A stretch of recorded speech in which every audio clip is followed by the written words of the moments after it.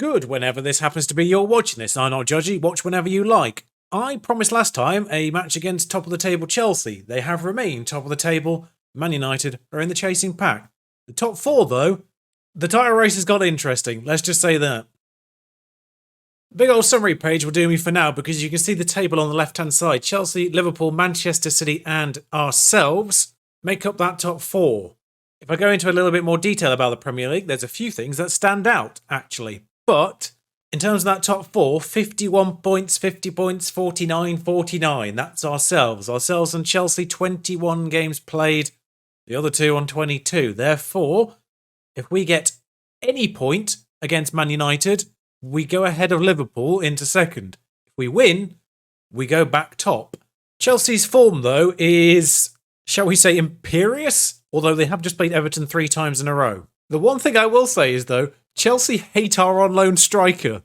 Arezzo scored a 90th minute equaliser in the league, and he scored all 3 goals in the Carabao Cup first leg. Now, they overturned that in the second, but I thought that had happened in the league, and I really thought that my on-loan striker had just helped us overtake Chelsea at the top of the table.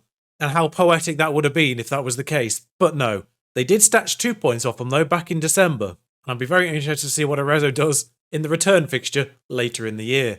There's also one other thing on here, because January transfer window has opened. Not a lot's happened. One thing that has happened is I did loan out that Matthewsinho. They're very disappointed with the fact that I loaned him out to Rangers for half his wages. I'm not sure how you can be very disappointed by the fact that we're saving 13 grand a week on a player that was playing in our under-23s. I'm probably just going to have to sell him at some point, aren't I? He hasn't developed into that half-a-star potential that he now only has. I got absolutely mugged off by that. I now know why. Some of my scouts are terrible. The ones I brought in were fantastic. The ones that were already here, woeful. That explains a lot about Newcastle in general, I suppose. Although, we did just discover that Joe Linton is a ball-winning midfielder, not a striker.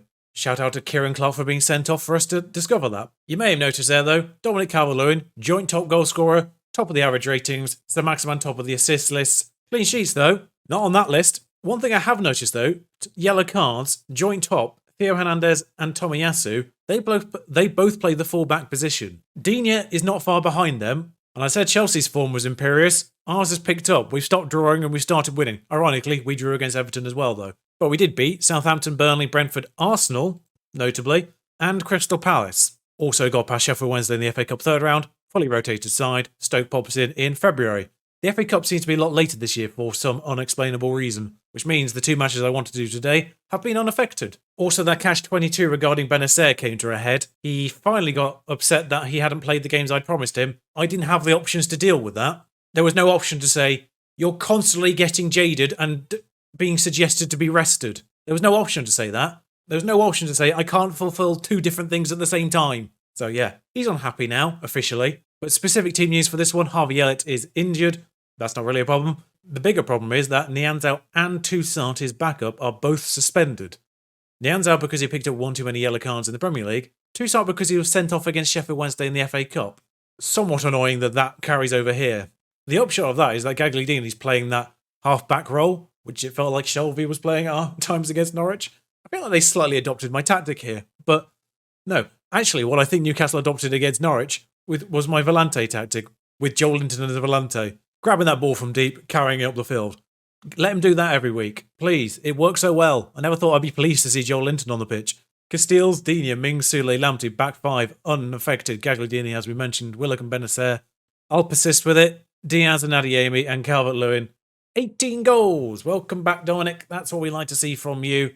That's why everyone else's star ratings looks terrible. I forgot the other outbound.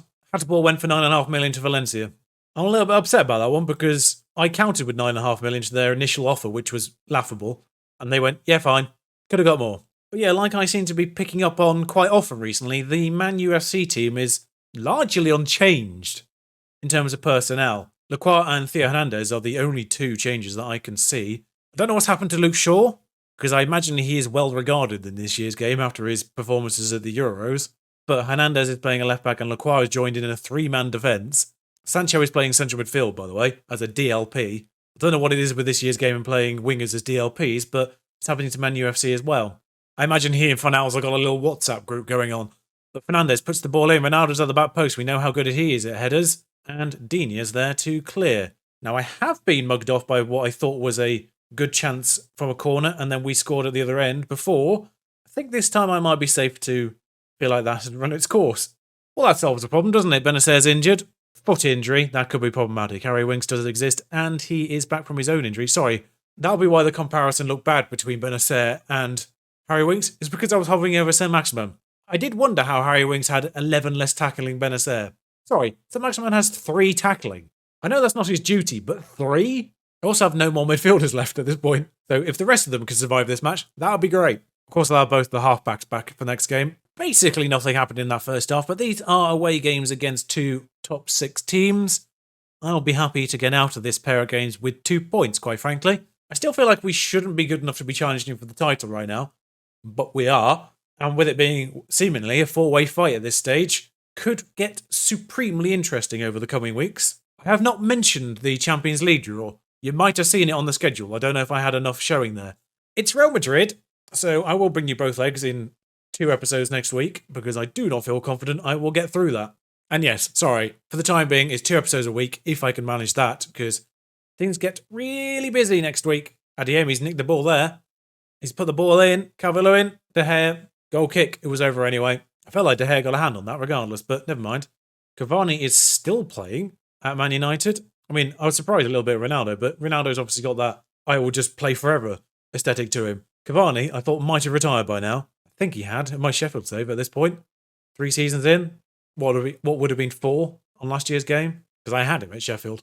Well, it's got to 85 minutes, and I've really not seen anything from either side, and that is somewhat reflected by the XG there. Gagliardini, I have no replacement. I have no replacement for you, buddy. You are going to have to stick that yellow card out a little bit. Saint-Maximin on, Sesko on, and I can't make a third substitution because I had one earlier on that was in force. So yeah, Saint-Maximin and Sesko on for Calvert-Lewin and Diaz. Neither of those were playing particularly well. Adeyemi's tired, but he is playing okay. Well, that was thrilling. I'm so glad you joined me for that. I don't know what to say about that. We weren't unlucky, assistant. I don't know if I'm unhappy or we got the result, good work, but we weren't at our best. I feel like that's the best response. I mean, it worked for them. Oh, this is officially 21 games unbeaten, by the way. 2 to 3 weeks. It wasn't as bad as I thought it would be. We've given Everton 13 million in the space of 2 weeks because there was an 8 million clause on Digne. Slightly more happy to give them 5 more million for Dominic Calvert-Lewin considering this season's antics. Less so for Digne, who hasn't been spectacular. Although seemingly Arezzo's on international duty there, so do apologise to Everton for that. I don't know what they're doing in January. Absolutely not going to be selling Adeyemi to Real Madrid, especially as we play them. So yeah, if you didn't see that, we got Real Madrid followed by Liverpool, because of course we do, and then we have Real Madrid followed by Manchester City, because of course we do.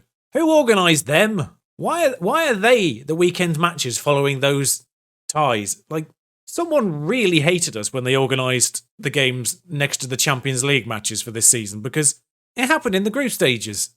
Chelsea before Bayern Munich, Sevilla between Liverpool and Spurs, who are actually a bit rubbish, and Man City before Bayer Leverkusen again there.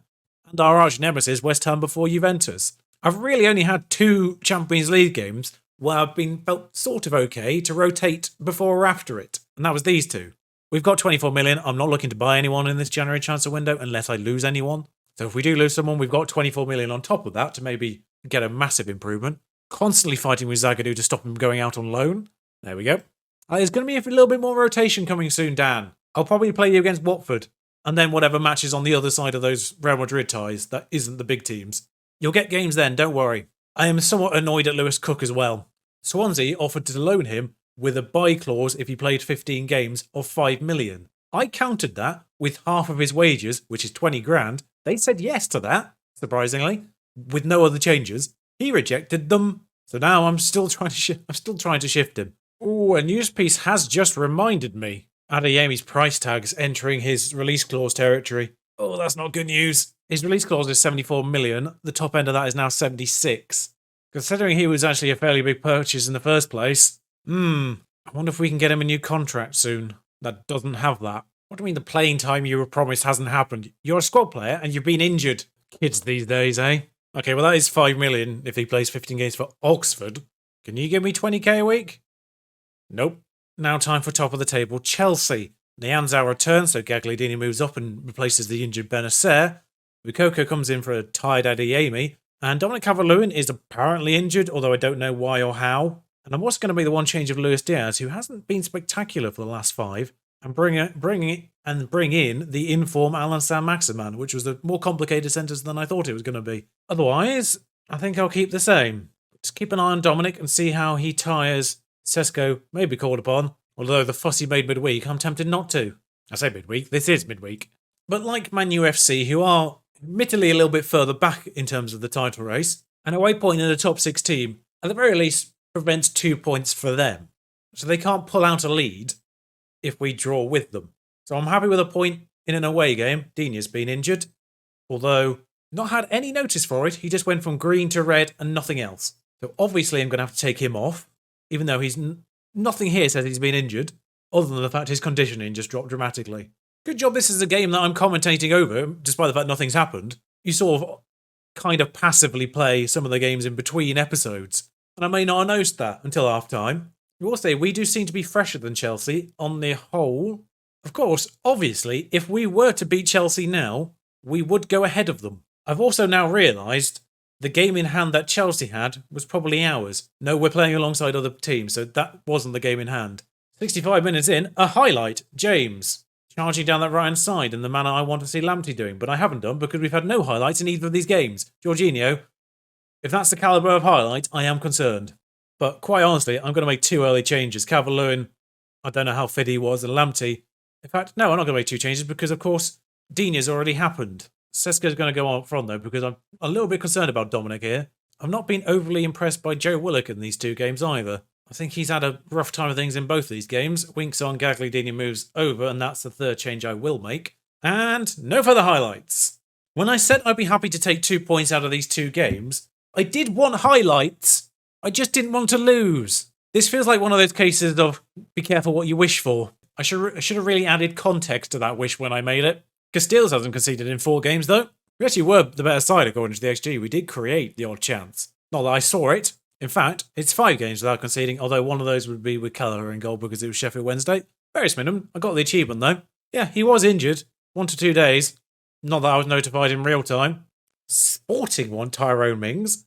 Get real. Tyrone Mings' value has still continued to plummet for some unknown reason. Remember when we signed him and he was worth more than what we signed him for? About 60 million or something. He's now worth between 11 and 14, despite that record. He scored 13 goals last year. He's a defender. Worth saying, though, not less this year. But still getting a 7.2 rating, despite the lack of goals. It's weird me saying 3 goals in a season for a defender is a lack of goals, but there we are. That's the world I live in. Shout out to Ipswich, by the way.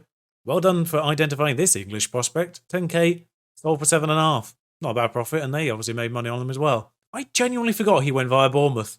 A surprising number of people have gone through Newcastle via Bournemouth now. There's obviously the ones that were in the squad originally, which are now all gone. Toussaint's done it. It's behind my head, but, you know, you saw that when I signed him. And I tried to get Mepham as well. I nearly made it 6. Anyway, I apologise for wasting your time, and I'll bring you back for Real Madrid and Liverpool next time out. The first knockout, first leg, alongside Liverpool. And then we'll do Real Madrid and Man City for the 2nd episode next week. Whilst that's annoying scheduling for a manager, it's great scheduling for a series. Especially a series that is featuring a team, surprisingly, in a title race. So those matches against Liverpool and Manchester City really matter. In fact, they are the last games of this season against Big 6 teams. Our run-in is relatively kind after that. But never mind. Should we get past Real Madrid, that means any further legs will be alongside possibly slightly more comfortable games. If we don't, then FA Cup is the focus, which of course I will play the 4th round in between now and then. I'll let you know if that gets any more dramatic as well. Until next time, thank you for watching. Especially thank you if you survived that. Until next time, ta-ra.